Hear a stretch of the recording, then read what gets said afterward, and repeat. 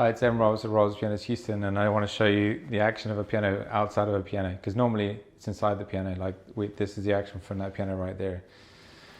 Normally speaking, the action is inside when we show it to you. So I thought I'd show you kind of what we look at on the bench. So this is a Yamaha console action. It's a bit dusty. We need to dust it and blow it out. The first things I'm looking at here is that the tapes are corroding.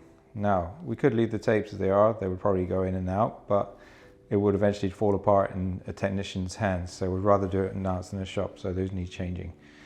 The next thing is that we look at is that the spring here is strong enough to return the jack underneath the hammer every time it's played. So that's good. These felts here, like the back check felt, the catcher and the hammer butt leather, they're just not gone stale. It's not too dry it out, and then this isn't too hard as well, because that can make noises. It can click actually, and also it won't grab properly if it's too hard. The another thing we're going to start looking at is that the hammers are wobbling. If there's wobbling there, then the center pins are loose or the felt is damaged. So that's one thing we're looking at.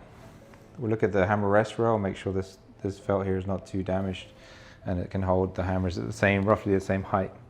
Now the dampers, they look a little bit yellow, but honestly, this springs come out, so we'll check that the springs are all in so that they dampen properly with enough tension. So that's good that we're looking at this angle.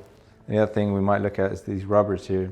This is where the pedal goes into. Make sure that these aren't too stale either. Now apart from that, we'll look at obviously all the other felts, miscellaneous felts as well. In this case, I'll just turn it around. You can see that all these springs are loose, so the loop is broken. Yamaha's from the 70s. If you have one at home and you haven't had it repaired, you probably need to have these repaired. This spring helps the hammer come back again. It pulls back on the hammer. So we'll change all the flanges, and when we do that, we'll take the hammers off and we'll change all of the tapes as well, and make sure that these springs are straight if they're too bent as well. So that's an analysis of an action outside the piano. There's a few other things, details you can look into.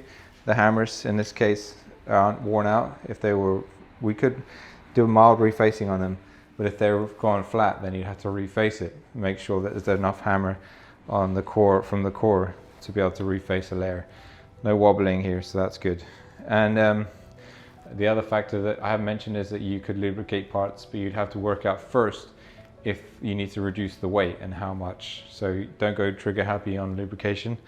So that's some of the things that we look outside the piano when we look at replacing parts and the condition of the action.